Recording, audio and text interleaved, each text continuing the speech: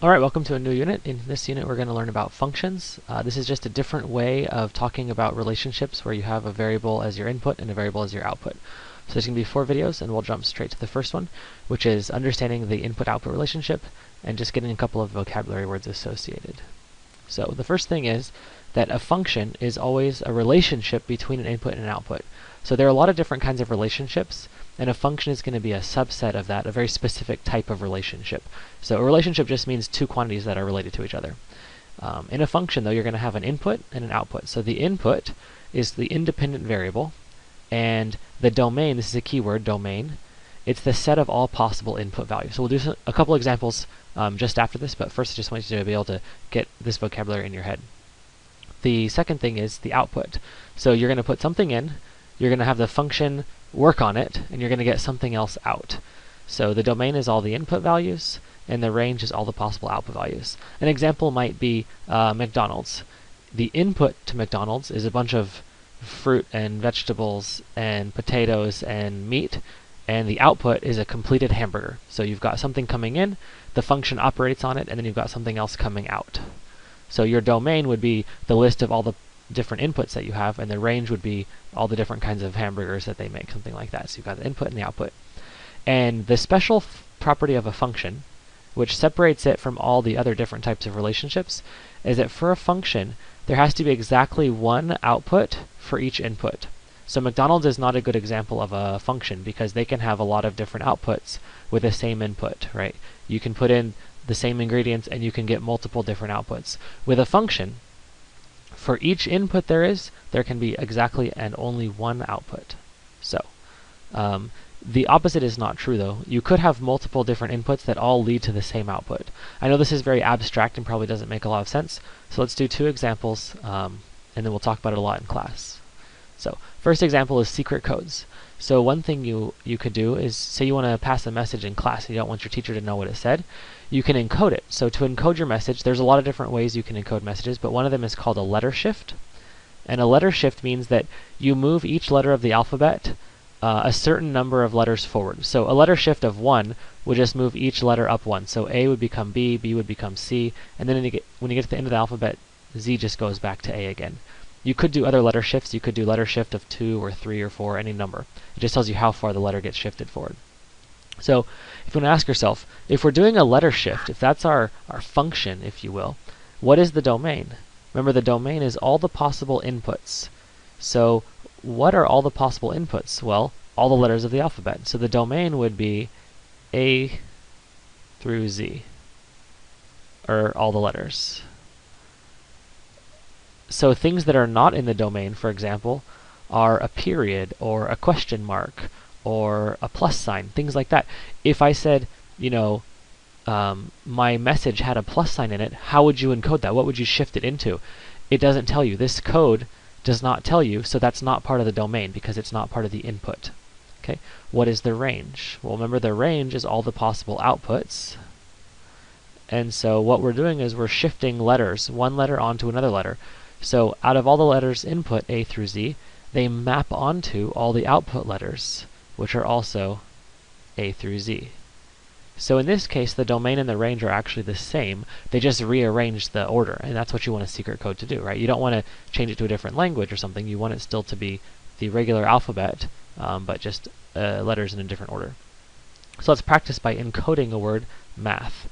So remember, our encoding scheme is a letter shift by 1. So each word, the letters get moved forward by 1. So what comes after M? LM, N. After M is N, so this would be N. After A is B. After T, TU. And after H, HI. So when we encode the word math, we get this. So math was our input, and in BUI is our output. So if you passed a message and it said in BUI, your teacher would have no idea what it meant, but maybe your friend would know the secret code and they could look at it and say, oh yeah, that must have been the word math. Okay? So how do you decode something? If you get a secret code, so this right here is our output, and we want to go backwards to find the input. Well, if the letters moved up 1 to put them into the code, how do you think you get them out of the code? seems reasonable that you'll just move them back one. So instead of seeing what letter comes after each of these, you ask yourself what letter came before it. So what came before H is G. What comes before S is R. What comes before B is A. What comes before V, you can probably see what's happening here. Before F is E, and before S is R. So with functions, you can often go both forward and backward, but there are some exceptions, which we'll talk about in class. But I just wanted you to get a quick example of encoding and decoding, and this idea of inputs and outputs. So your domain is all the possible inputs, and your range is all the possible outputs. That's the most important thing right now. Okay, here's one more example just to kind of get a feel for what these functions are. It could be your age and your height. So if you look at just say you as a person, for an individual, your height is a function of your age. What that means is, for any given age, that's your input, you'll have exactly one height, which is your output. So because you have exactly and only one height for any given input of age, it's a function. So what is the domain? Well, the domain is the input, which is your age. So this is all possible ages. And at least for you right now, how old are you? 14, 15, something like that, 13 maybe. All possible ages.